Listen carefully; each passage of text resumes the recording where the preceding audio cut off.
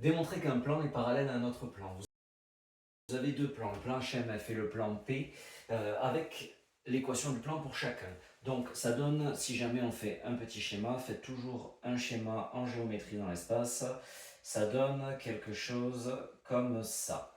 Et donc, en fait, vous voulez que ce plan HMF soit parallèle à ce plan P. Bon, dit comme ça peut paraître compliqué. Par contre, vous avez les équations ici, donc vous pouvez trouver les vecteurs normaux très facilement. Et regardez ce qui se passe si jamais on dessine le vecteur normal de chaque plan. Ici, je vais avoir par exemple n, le vecteur de HMF. Et ici, je vais avoir m, le vecteur normal de P. Si mon vecteur normal du plan HMF est parallèle avec mon vecteur normal m du plan P, eh bien j'aurais prouvé que ce plan est parallèle à ce plan. C'est un petit peu la propriété que vous aviez quand vous étiez au lycée. Je vais le faire en noir. Où deux droites sont parallèles si jamais elles sont toutes les deux perpendiculaires à la même troisième droite. Bon, mais ça c'est la version plan de cette propriété.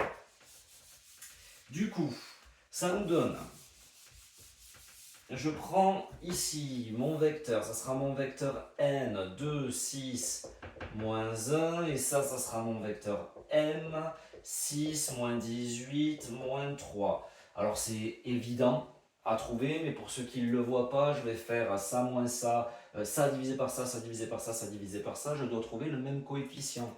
Donc x de m sur x de n égale x de y de m sur y de n égale z de m sur z de n égale, ce qui nous fait 6 sur 2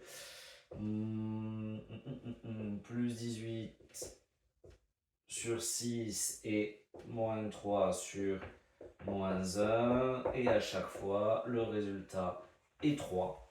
Ce qui veut dire que m égale 3n.